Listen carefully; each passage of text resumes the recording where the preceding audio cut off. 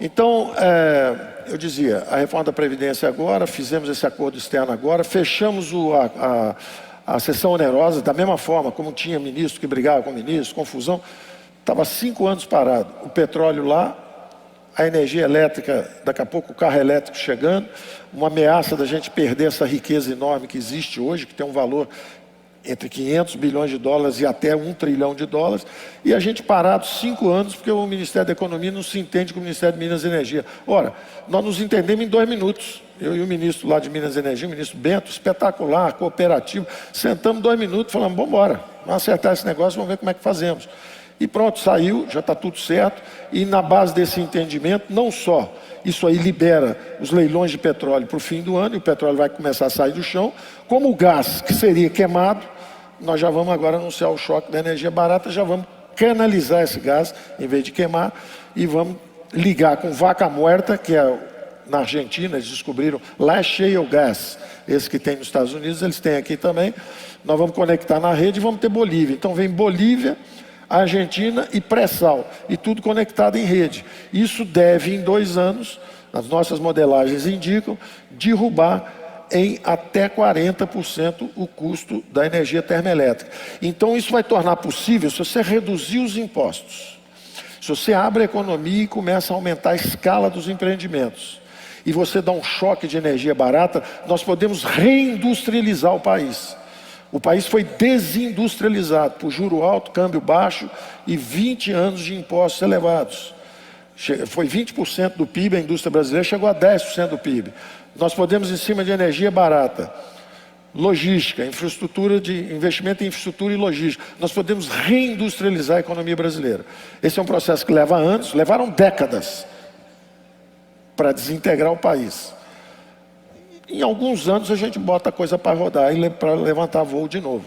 Não é tão rápido, mas o caminho é esse. E na hora que você escolhe a estrada correta, governos futuros terão que seguir nesse caminho, independente de orientação ideológica e de tudo, né?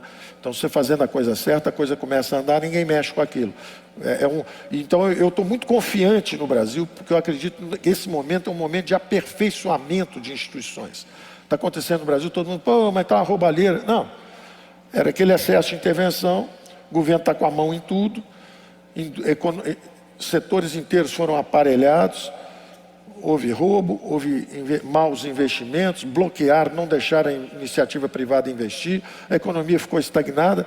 Ora, o resultado disso foi esse clamor popular, a eleição em busca de uma ruptura com esse modelo, entram essas ideias novas, e isso começa a empurrar o Brasil de novo para o trilho. E ninguém consegue tirar. E ficam as heranças dos acertos.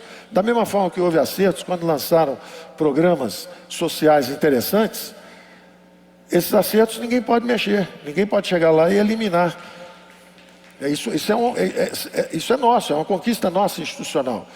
Quer dizer, houve inclusão social de mais pobres nos orçamentos públicos. Isso é um ganho. Isso é muito bom, isso é importante, tem que ser mantido e estimulado.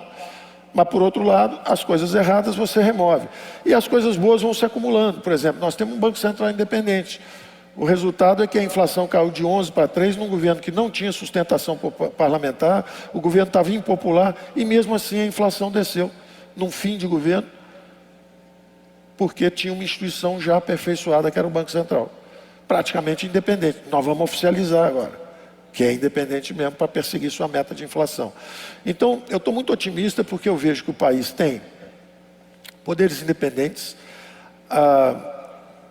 O quarto poder, que é a própria mídia, quando ela perdeu o olfato durante a eleição, ela perdeu o olfato, porque tratava o presidente da República com um certo desrespeito, achando que aquilo ali era um negócio que podia desestabilizar a democracia brasileira. Quer dizer, perdeu o olfato. Nós somos uma democracia sólida, vibrante, tão vibrante que quando ela perdeu o olfato, a competição tirou ela do jogo. Entraram nas redes sociais e falaram, ó, cancela minha assinatura de jornal aí porque você está falando besteira. E na mesma hora essa competição bota a mídia de novo na pista certa. Fala, opa, vamos entender o fenômeno. Entender o fenômeno, apoiam a pauta econômica, o resultado está aí. Quer dizer, vem o Congresso, vem a mídia, vem o povo na rua, vem isso tudo, e a coisa é aprovada. As reformas são aprovadas. Então, eu confio nessa mecânica, eu confio nessa descentralização de poderes. Nós temos massa crítica e inteligência. É um país que sabe se defender hoje. No passado podia não saber, mas hoje sabe se defender. Então nós vamos seguir esse que chamamos de caminho da prosperidade. A rota é essa de reformas. Agora, no segundo semestre, nós vamos anunciar o resto do programa. Quer dizer, a primeira parte foi essa previdência, agora já começamos a anunciar o resto do programa. Isso vai ser um trabalho de colaboração com o Congresso, não tem dúvida nenhuma. Nós podemos ter a iniciativa da formulação, eles têm também, eles têm bons programas, têm bons projetos lá, que nós podemos ajudar a aperfeiçoar. Nós temos nosso presidente foi eleito com um programa, então nós vamos adiantar o nosso. Eles podem ter o deles, nós temos o nosso e vamos fazer, essa competição é ótima. Quanto mais competição, melhor. Ele apresentou a reforma, a gente apresenta outra que vença o melhor e o Brasil se beneficia da boa proposta e desse choque de ideias em busca de um aperfeiçoamento. Então, a nossa visão agora para o segundo semestre, quando me perguntavam assim, bom, mas você não está preocupado que a economia está crescendo menos, primeiro era 2,5, depois é 2, agora é 1,5 e tal. A economia brasileira nunca teve crescendo esses 2,5 que eles falavam, não foi nada disso. O Brasil está crescendo a 0,6 ao ano nos últimos 8 anos. O Brasil teve uma parada cardíaca, parou de crescer. O que houve foi o seguinte, vem aí uma plataforma liberal. Ora, quem conhece a história sabe que o Japão foi reconstruído pelo Partido Liberal Democrata. A Alemanha de Ludwig Erhard virou uma potência em cima de programas liberais. O Chile, de país miserável, virou quase o dobro da renda per capita brasileira em cima de programas liberais. A economia americana, liberal. A Thatcher pegou uma ilha que estava afundando, que era a Grã-Bretanha, e aquilo se renovou, renasceu, se reinventou em cima de programas liberais. Então é assim mesmo, a democracia anda com as duas pernas. Vem uma turma que faz as reformas que bota para crescer, aí vem uma turma depois para pentear o cabelo, tirar a foto e distribuir um pouco. Tá bom, é o certo, é isso mesmo. Você caminha com as duas pernas. Uma você solta os mercados mais eficientes, começa a criar riqueza, e a outra vai aparando as arestas. Quem ficou para trás a gente incorpora. E essa síntese é uma questão de ênfase. O social-democrata prefere aumentar os gastos públicos, botar mais impostos, porque ele acredita mais na engrenagem do governo. E ele tolera os mercados. O liberal-democrata é o contrário. Ele acredita muito mais na prosperidade, na criação de riqueza dos mercados, e ele tolera governos eficientes. Se o governo for eficiente, ele consegue ajudar os pobres. Se ele for ineficiente, ele degringola. Então, essa crença entre o liberal-democrata e o social-democrata, essa diferença de crença, um acredita mais nos mercados, o outro mais nos governos, isso é saudável, dá um equilíbrio para a economia. Evidentemente, eu sou um liberal-democrata, eu quero o lado de cá. Eu estou há 30 anos olhando para o lado de lá, esperando a hora da gente poder fazer alguma coisa. A hora chegou, nós vamos tentar fazer o certo e acho que merecemos algum apoio.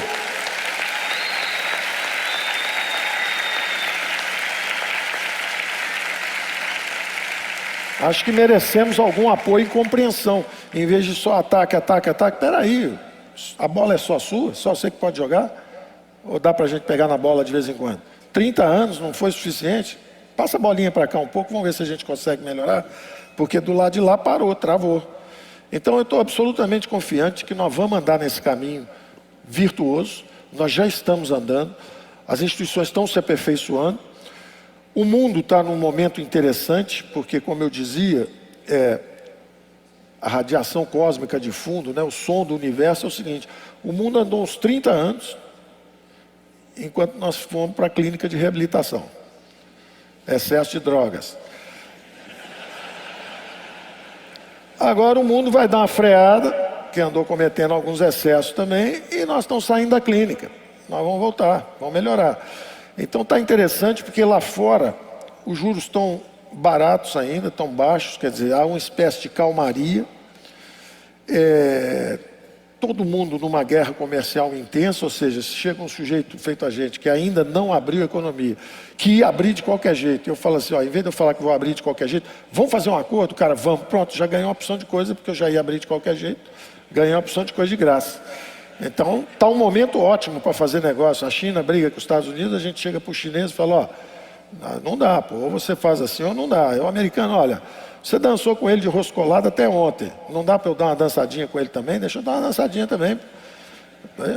Nós vamos comercializar com o mundo inteiro. Nós somos. Agora, tiver uma guerra mundial, uma confusão, tudo bem. Aí eu tenho que pensar de que lado eu estou. Sou um liberal-democrata. Eu estou na tradição do Ocidente: democracia e mercados. Eu sei quem nós somos. Eu sei de onde nós viemos. Agora, nós comercializamos com o mundo inteiro. O mundo está em paz, o mundo está sossegado. Vamos trocar comércio. E não é só comércio, né? Principalmente hoje, a coisa é muito mais tecnologia e integração nas cadeias, né? Direitos de propriedade, marcas, patentes, quer dizer, tem toda uma economia de conhecimento se desenvolvendo. E a própria eleição do Bolsonaro no Brasil mostra que nessa quarta revolução industrial, nessa economia digital e do conhecimento que está chegando, o Brasil tem condições de fazer uma forte atualização, porque nós perdemos etapas anteriores. Só que a economia trocou. A matriz energética está trocando, nessa nós estamos até na frente, apesar de gente que já destruiu suas florestas nos acusa de destruir a nossa. Quando o Brasil tem muita preservação em relação ao que fizeram lá fora. E por outro lado, essa emergência dessa economia digital, o brasileiro anda com esse instrumento móvel aí, mobilidade de informação, que são esses iPhones, todo mundo o tempo todo com esse negócio. Então nós podíamos já estar como a China, usando isso como se fosse cartão de crédito, usando isso como se já fosse... Todo mundo faz pagamento, faz tudo por aí. Então vem uma revolução financeira, eu sei que a XP está pensando nesses termos também, vem uma revolução financeira por aí, vem uma modernização rapidíssima, e o brasileiro gosta de usar e gosta de inovar nessa área. Então nós temos condição de fazer realmente uma atualização dos nossos modelos, tanto do ponto de vista de matriz energética, a gente está na frente do resto do mundo, como também do ponto de vista digital, do ponto de vista de uso. O brasileiro é um usuário frequente desses novos sistemas. Todo mundo quer entrar, todo mundo quer fazer negócio conosco. Então nós vamos usar justamente esse fato de ter... Estamos fazendo várias aproximações nessa base. Por exemplo, Israel. Israel é muito inovador, mas não tem mercado. Então eles inventam coisas extraordinárias, mas não tem mercado. E nós temos um mercado enorme. Então nós podemos, olha, testa o seu negócio aqui. Se ganhar mercado é bom para os dois, é um ganha-ganha. Então nós estamos fazendo várias aproximações dessa forma, com países que estão evoluídos estrategicamente, em vez de fazer aproximação baseada em ideologias obsoletas, ficar trocando figurinha com o venezuelano, nós e a Venezuela trocando figurinha para ver quem é que é mais atrasado. Pô, vamos negociar com gente que é mais avançada, vamos aprender, vamos nos aproximar deles, vamos oferecer o nosso mercado para receber inovações tecnológicas, investimentos e também o comércio. Então, nós estamos a 6 minutos do final de tempo que eu tenho aqui. Eu não sei se as perguntas são um tempo extra ou se a gente já dedica esse tempo para as perguntas.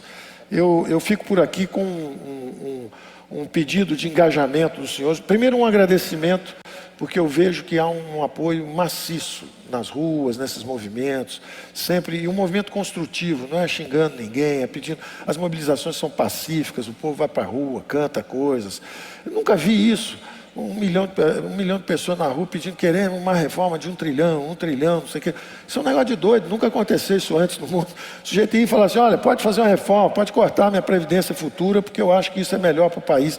Isso é um sinal de maturidade extraordinário, um sinal, entendeu? Eu sou do tempo em que você falava, vamos segurar um pouquinho os gastos do governo.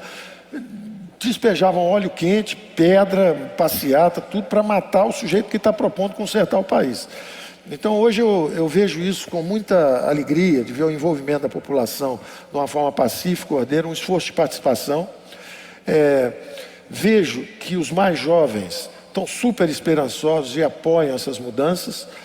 Acho que tem uma geração mais velha, que é a minha geração, que de certa forma desistiu do país. Mandaram recursos para fora, não acreditam mais, acham que o Brasil é muito complicado. Por isso que nós temos essas metas de... O Brasil sendo uma das economias mais ricas do mundo, do ponto de vista de recursos naturais, qual é o obstáculo? Por que uma das 3 economias mais ricas do mundo em recursos naturais, por que ela não é uma economia dinâmica? Por que o povo ainda não saiu da pobreza? A resposta é o seguinte, é uma prisão cognitiva. É uma prisão cognitiva, que nós somos prisioneiros de ideias obsoletas, atrasadas. Então, na hora que nós nos libertarmos disso, nós vamos saber transformar essa riqueza financeira, essa riqueza material, em prosperidade para todos. Nós estamos muito próximos disso. Eu percebo esse amadurecimento da população quando eu vejo a forma das manifestações. Não tem violência, não tem nada, são só exortações à participação. Isso funciona. Todo mundo que olha isso se sente mais tranquilo para votar a favor de reformas, de coisas que são modernas e vão ajudar o Brasil. Então eu estou super otimista, poderes independentes, a mídia entendendo, a mídia social incontrolável, esse negócio varrendo por aí, botando uma competição forte também no establishment, que é a mídia convencional. A mídia convencional dizendo, olha, na economia nós estamos de acordo, na outra nós vamos examinar caso a caso. Tudo bem, é do jogo. Se você, em costumes e princípios. E isso é uma revolução no Brasil também, porque o Brasil estava elegendo muita gente com bons princípios, com bons modos e péssimos princípios. Tinha muita gente com bons modos, educada, etc., mas com péssimos princípios. E de repente vem um cara que todo mundo fala que ele tem maus modos, mas tem ótimos princípios. Eu tenho convivido com o presidente, eu não vejo 1 milímetro de comportamento dele que fosse, a não ser uma ingenuidade ou outra, numa coisa ou outra, assim, tipo assim, não, mas não dá para ajudar aquilo ali, não, como agora, o negócio da Previdência, pô, dá para ajudar aqui, não sei quem, não sei o que, o presidente, é o Congresso que está com a reforma, agora é o jogo que segue, bola com eles é que vão aprovar esse negócio lá. Mas assim, o senso de justiça, o senso de correção, de acabar com corrupção, de fazer a coisa certa, é uma determinação do homem. O homem tem força de vontade, tem apetite, blindou os ministros para fazerem o que tem que ser feito. Se de um lado parece que está carente na coordenação política, na verdade isso é um problema de comunicação, um código de comunicação. Tinha uma forma de comunicação no Congresso, tem uma outra forma chegando, não houve ainda essa acomodação, a coisa ainda está balançando. Mas no final vai dar certo, porque os congressistas também foram eleitos e têm bons propósitos. Tem uma ou outra criatura do pântano que ainda vive no Paleolítico, né? Mas tem muita gente querendo acertar, e eu sou testemunha disso. Essa aprovação que os senhores estão vendo agora é uma comprovação dessa tese de que a maioria lá quer botar para funcionar. A maioria quer botar para funcionar. Então eu agradeço a vocês e jogo aqui no ar um ar de esperança. Eu acho que o Brasil realmente vai mudar e vai mudar para melhor. Nós estamos muito próximos disso.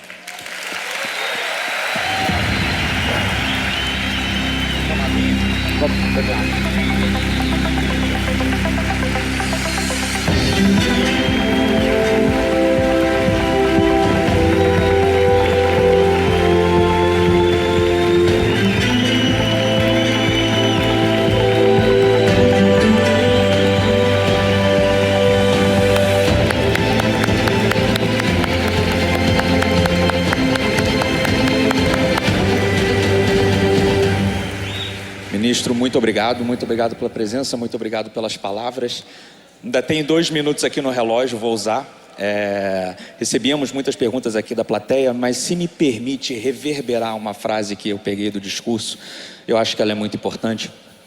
Eu confio no Congresso. E é esse relacionamento que precisa hoje em dia, dado o contexto do país, de ter que encarar agendas dificílimas, complexas, algumas até controversas, de difícil explicação, de difícil formação de consenso para a sociedade. Ter esse lastro de confiança com o Congresso é primordial. Passado a Previdência, né, hoje demos um passo bastante importante nesse trâmite. Você falou de várias iniciativas. Mas como iniciamos o ano, a prioridade 1, até falado por você, a prioridade 1 é Previdência, 2 é Previdência, 3 é Previdência. Se a gente fosse olhar para o segundo semestre e tentar tatear, tem alguma prioridade? Qual é a próxima batalha no bom sentido, de formação de consenso, como qualquer processo democrático, da próxima pauta, da próxima agenda? O que seria encadeado os próximos passos? Eu vou reafirmar não só minha confiança no Congresso, que eu disse, mas também minha confiança no presidente. O presidente é um homem firme, determinado, e ele tem os propósitos muito bem definidos. Então, o que há é um problema de comunicação ainda, porque os dois querem, a maioria do Congresso quer o bem do país, evidentemente, e o presidente também. Há uma dificuldade de aproximação inicial, porque o presidente viveu lá muito tempo e viu muita coisa que ele achou errada e defendeu na campanha que fosse mudada. Por outro lado, o modelo brasileiro, exatamente porque ele estava em cima de excesso de intervenção do Estado, a participação da classe política era exatamente através dos cargos públicos. Então era uma indução à corrupção. Quer dizer, o político para se reeleger, e isso te dá bem a próxima agenda, que é muito importante, que é a sua pergunta. Então eu confio no Congresso. O que vai sair é uma resultante. Tem um Congresso de cá querendo fazer as transformações, está o presidente aqui, e vai sair uma resultante que será a nova política. A velha política se exauriu. Ela é parte de um passado que ruiu. Isso não interessa nem à classe política. Qual político que quer ser eleito? 96% do dinheiro está carimbado, sobra só 4%. Esses 4% tem que disputar com a maior ferocidade. E quem for eleito tem que ficar a vida toda fugindo do Moro, fugindo da Rádio Patrulha, fugindo da Polícia Federal. Isso não é vida para ninguém.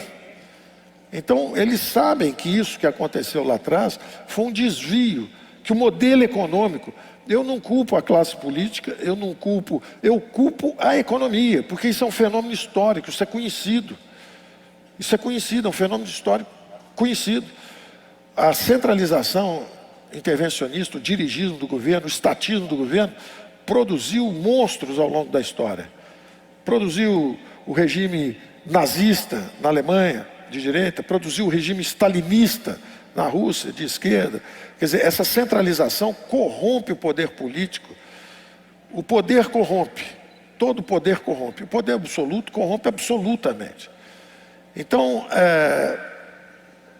não é razoável que esses recursos todos estejam lá em cima, como eu dei aquele exemplo. Eu gosto de 2 países socialistas, o dinheiro vai para lá. Eu gosto de um empresário, o dinheiro vai para lá. Eu gosto de um time de futebol, o dinheiro vai para lá. Não existe isso. Isso é um modelo perverso. Então a classe política entende isso, todo mundo está alinhado. E a pergunta é o seguinte: como é que a gente muda isso? E esse é o grande desafio. Então nós vamos entrar esse segundo semestre com 2 grandes eixos. Um que eu acho que vai prosseguir na Câmara de Deputados, que é justamente a reforma tributária. Esse aí, o próprio Congresso, a Câmara já deu um passo à frente, nós vamos chegar com o nosso, e ali vai começar a ferver esse assunto, que tem tudo a ver justamente com a modernização, a redução de impostos, a simplificação, e botar a economia brasileira para crescer de novo. Só que para o Senado, a nossa ideia é levar o Pacto Federativo. O Pacto Federativo, na versão mais radical, é a seguinte: todas as despesas estão desobrigadas, estão desobrigadas, desvinculadas, desindexadas, todas as despesas de todos os entes federativos. Quer dizer, isso na verdade é devolver à classe política o controle sobre orçamentos públicos. Mas não é só orçamento, é o orçamento e as responsabilidades, as atribuições. Porque hoje é muito dramático. Hoje o sujeito é prefeito, literalmente, prefeito de Porto Alegre, conversando com o prefeito de Porto Alegre. Ele fala assim: eu não controlo nada. Os gastos, os salários estão todos indexados, as despesas estão todas obrigatórias, está tudo. Eu estou esperando só o dia que eu vou ser enquadrado numa lei de responsabilidade fiscal, num negócio desse qualquer, porque eu não tenho o que fazer. Eu estou aqui manietado. Então, quando você desindexa, desobriga, desvincula todas essas despesas, você está devolvendo para a classe política a razão de sua existência. O político, na verdade, é um cara que é eleito, nos representa, ele vai lá, ele é que tem que manobrar esses orçamentos públicos. E não o dinheiro todo carimbado por uma Constituição que já tem 30 anos, o dinheiro está todo carimbado e ele fica ali completamente sem função, esperando ser apedrejado, ser preso, uma coisa desse tipo. Não, ele tem que assumir a responsabilidade. Se é prefeito, decide. Você quer segurar o salário 3 anos? Ou você prefere dar um aumento de salário e cortar o investimento em saúde? O que você prefere fazer? Escolha. Agora, nós vamos dar os recursos também. Nós vamos dar as atribuições, as obrigações, a responsabilização, mas nós vamos dar os recursos também. Está aqui o dinheiro do pré-sal. Sai o dinheiro, 70% para estados e municípios, no tempo, vamos aumentando a proporção deles, e 30% do governo federal. O Brasil é uma pirâmide de cabeça para baixo. O dinheiro está todo em cima com o governo federal e lá embaixo não tem nada. É o inverso do que é uma federação de verdade. Se você chegar nos Estados Unidos, primeiro chegaram lá os peregrinos, primeira coisa, faz uma escola, faz uma igreja, faz um hospital, bota a polícia na rua, organizar as comunidades. Agora tem que fazer uma estrada de uma cidade para outra. Bom, aí cria o Estado, é a segunda instância. Pô, agora os ingleses estão brigando conosco, porque teve o imposto sobre tabaco, nós nos revoltamos contra os tabacos, contra o imposto de tabaco, vamos brigar com os ingleses. Cria a esfera federal, o governo federal. Então é uma sociedade feita de baixo para cima. O Brasil, ao contrário, começou capitania hereditária e o rei falando, olha, vocês três ficam com isso, vocês dois com aquilo. Ele foi feito de cima para baixo. Então, lá embaixo falta tudo e aqui em cima é tudo abundante. Tem corte, tem estádio onde não precisa, nem time de futebol tem. Tá, tem lugar onde não tem time de futebol e tem estádio para 60 mil pessoas, quer dizer, é um absurdo. Então, o que nós vamos fazer é o seguinte, nós não vamos mexer no que existe para não derrubar o que está aí. Nós temos que respeitar o que está aí. No sentido de não queremos derrubar a indústria brasileira.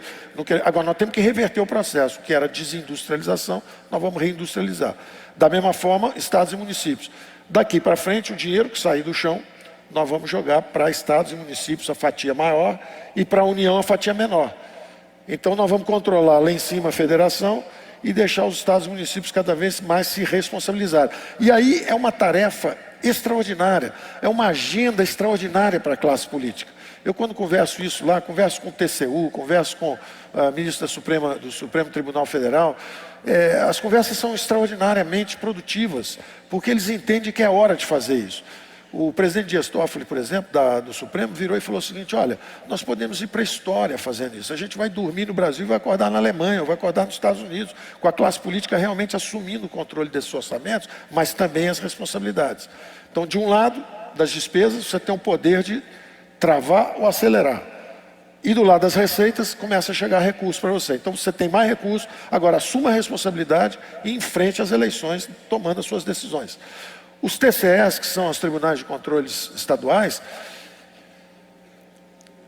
em cumplicidade com os governadores, quebraram os estados. Quer dizer, Minas Gerais foi quebrada miseravelmente, quebraram Minas Gerais, quebraram o Rio Grande do Sul, quebraram o Rio de Janeiro. Aí os governadores que entram são representantes do povo, acabaram de ser eleitos, não tem um tostão. Enquanto isso tem ministro lá na esplanada andando de um lado para o outro com um sacão com 70 bilhões, o outro com 50 bilhões. Está errado esse negócio. Então nós temos que diminuir a importância. Quem é o ministro das Finanças da França? Quem é o ministro das Finanças da Alemanha? Quem é o ministro das Finanças da Suíça? Se bobear, os Estados Unidos são mais conhecidos, mas se bobear tem gente que também não sabe quem é o ministro da Fazenda dos Estados Unidos. Agora, no Brasil todo mundo sabe, está errado esse troço. Os ministros têm que ser... O nosso trabalho vai terminar quando os ministros forem desimportantes. É o secretário de estadual, é o secretário de energia, como nos Estados Unidos. É o secretário de energia, o secretário do tesouro, o secretário de... Esses são desimportantes. Quem faz essa alocação de recursos é a classe política. Aqui no Brasil o cara não tem função, aí fica pensando besteira, não tem nada para fazer o dia inteiro, fica pensando besteira. Agora, você jogar um orçamento nele e falar, ó, você é responsável por isso. E ó, se fizer isso, vai preso, se fizer aquilo, isso, aquilo. Então, esses orçamentos têm que ser devolvidos à classe política. Então, nós ficamos durante 30 anos com o dinheiro carimbado. Não critico a Constituição de 88, porque durante 20 anos tinha sido só infraestrutura. Quando os constituintes chegaram, falaram, vamos carimbar o dinheiro agora para saúde, educação, etc. Carimbaram aquele negócio todo. Hoje está ridículo. Hoje tem cidade no interior de São Paulo, o prefeito de uma cidade me dizia o seguinte, nós éramos 5, 6 irmãos. As famílias tinham 5, 6, 7 irmãos. O interior de São Paulo progrediu, ficou todo mundo enriqueceu, melhorou, etc. As famílias hoje têm 2 filhos. Só que você é obrigado a gastar em educação X. Então o prefeito falou o seguinte, para não ser preso por irresponsabilidade fiscal, eu troco de uniforme 6 vezes por ano. Eu fico trocando de uniforme, fico comprando besteira para poder gastar esse dinheiro. Enquanto isso, falta ambulância. Então o dinheiro está todo carimbado. Tem 280 fundos com dinheiro carimbado. Junto uma criatura do pântano político, 2 piratas privados e um burocrata corrupto, eles se juntam e criam um fundo lá. Aí eles já morreram, já foram embora, já roubaram, já mudaram para Bessarabia e o fundo está lá. E o dinheiro carimbado. Mas tem que descarimbar isso e botar isso na corrente. Isso tem que circular. E devolver isso para a classe política. Então, essa agenda é a agenda que vai ser seguida. Respondendo a sua pergunta, a Câmara de Deputados, nós vamos jogar para lá para dentro a coisa da reforma tributária, e no Senado nós vamos jogar o Pacto Federativo, que eu acho que vai ser uma agenda belíssima, porque falta 1 ano e pouco para a eleição, eles têm 1 ano e pouco para conversar sobre a distribuição de recursos. E isso torna o Brasil... Nenhuma crise no Brasil vai durar mais de 1 ano, 1 ano e meio. Hoje, todo mundo quer gastar e fica lá o ministro da Fazenda, ou o secretário do Tesouro, todo mundo tentando segurar o gasto. Que aquilo é um óleo quente, ladeira abaixo, e o ministro da Fazenda lá embaixo, com o óleo descendo quente, e é muito difícil. E aí um combate à inflação leva 2, 3 décadas, que foi o nosso combate à inflação. É uma destruição de tempo, gerações são perdidas. Está cheio de engenheiro que virou chofé de Uber por falta de obras públicas, ou falta de infraestrutura. Então é um absurdo isso, uma perda de capital humano, uma perda de tempo, é um desastre. Agora, se você tiver essa descentralização de recursos, essa desobrigação, desvinculação, desindexação, nenhuma crise dura mais do que 1 ano e meio. É o que eu dizia para eles: olha, o orçamento é de vocês. Se não se entenderem, repete o orçamento do ano passado.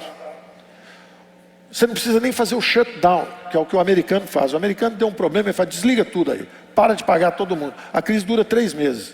Na mesma hora todo mundo se rearruma e tal, e pronto. Pode ligar o negócio de novo. Aqui você não precisa nem fazer isso.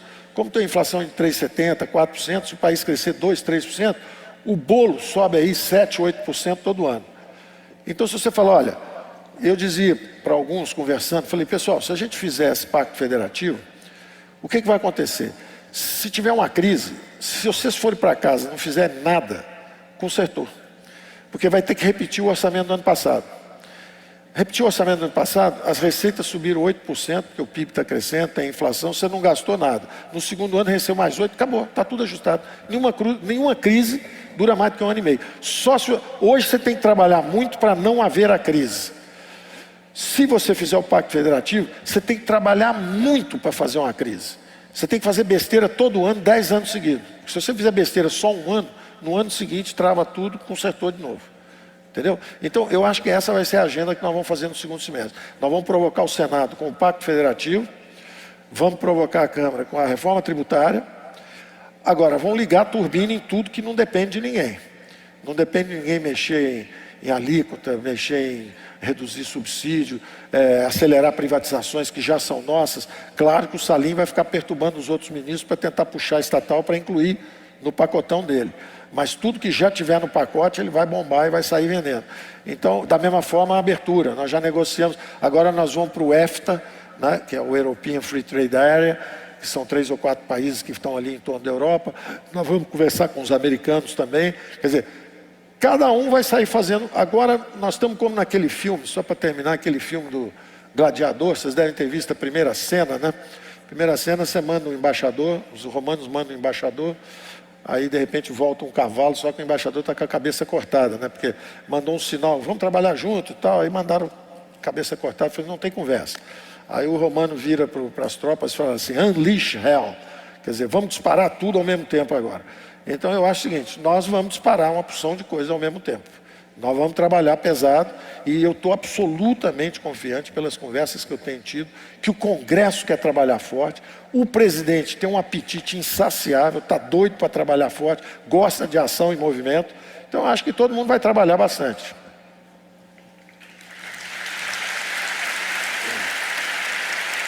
Ministro, gostaria de passar mais algumas horas aqui, mas infelizmente o nosso tempo está esgotado. Em nome da XP, em nome do Brasil, muito obrigado. Senhoras e senhores, obrigado, ministro da Economia, Paulo Guedes. Bom, viu? Muito obrigado. Viu? Vamos lá.